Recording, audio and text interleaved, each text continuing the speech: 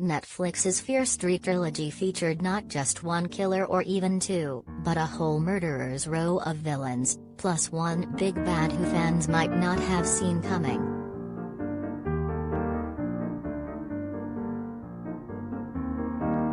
Co-written and directed by Leigh Janiak, the R-rated teen slasher movies, all streaming now, focus on three different time periods: 1994, 1978 and 1666, with Tina, Kiana Madeira, her girlfriend Sam, Olivia Scott Welch, and their friends and allies trying to save the town of Shadyside from a centuries-old witch's curse.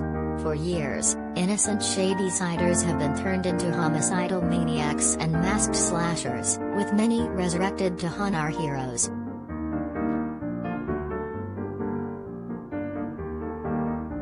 "25 years after Scream, Netflix trilogy reinvents the teen slasher again.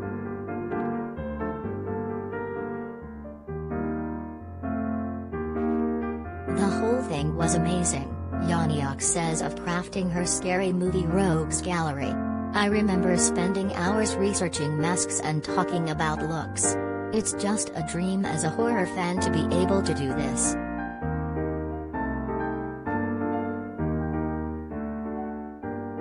However, a witch isn't ultimately to blame for all of the bad news.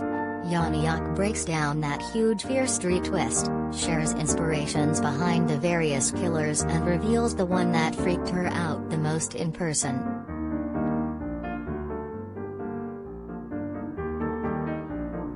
A good guy was the worst of them all.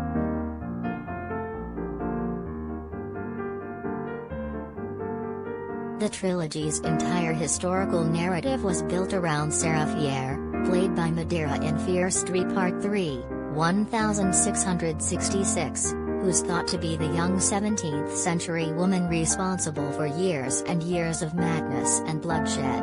However, she wasn't a witch. Sarah just happened to be in love with fellow teen Hannah Miller, Welch, and it was actually Sarah's jilted, power-hungry suitor Solomon Good, Ashley Zuckerman, who made a deal with the devil, one passed on through generations of his family, all the way to seemingly helpful cop Nick Good, also Zuckerman, in 1994. Janiak wanted to show the banality of evil, that at the end of the day, these are just people that are making these really bad decisions.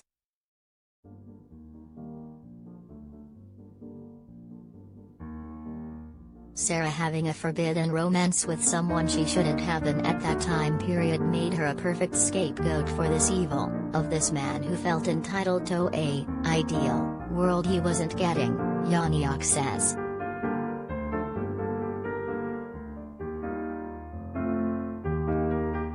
Skull Mask is the new ghost face.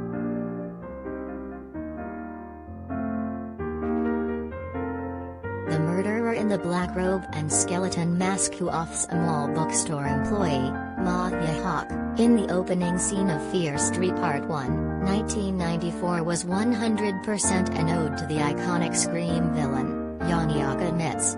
"I feel like Ghostface is so expletive, cool and amazing and so bumbling and still terrifying. He is goofy but Terry's that thing of like, ugh, I don't want that guy standing outside my house or chasing me."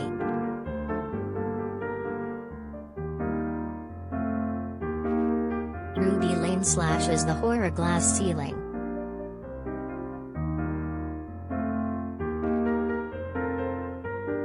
Jordan Di Natale's freaky female introduced in 1994 hums a sweet tune so you hear her coming before she slices you up. The vast majority of slashers in horror films are predominantly male, so Janiak had to ponder how to make a young woman feel utterly terrifying. So we kind of leaned into those tropes of she's a little sexy, she's going to seduce the person who sees her on the stage, she's going to seem innocent but she's not, the director says.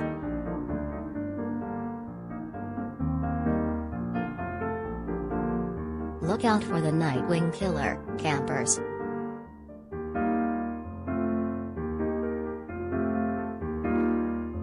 In 1978, Tommy Slater, McCabe Sly, is seen as an all-American golden boy at Camp Nightwing until he breaks bad, puts a bag over his head and goes on a murderous spree. While the first Fear Street unmasks Skullmask in the beginning, Janiak decided that with a second chapter, she could not add a familiar trope. See Leatherface in the Texas Chainsaw Massacre and Jason Voorhees in the Friday the 13th films, and also let us live with the horror of a person you know, that you've gotten to kind of like, being a axe-swinging killer.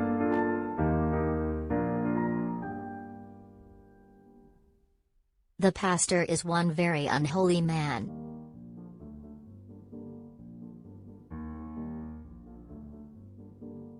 Cyrus Miller, Michael Chandler, whose daughter hides her relationship with Sarah Fier, is a 17th-century preacher teased by local children. However, this all-seeing church figure very much goes to the dark side. In one very disturbing scene, he's found by townsfolk after ripping several kids' eyes out of their sockets and also done the same to himself. In the film, we were dealing with this idea of what do you see?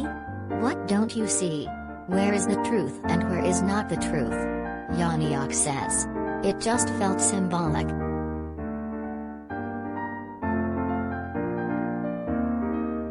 The milkman delivers supporting scares.